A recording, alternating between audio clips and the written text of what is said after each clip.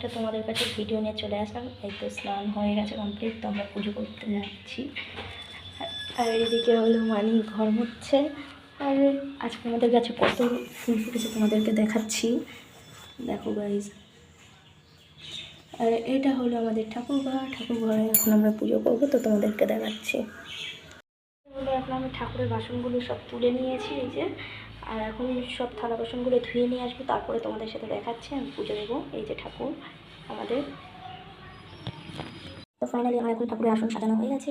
তো কেমন লাগে তোমরা কমেন্ট করে জানাও।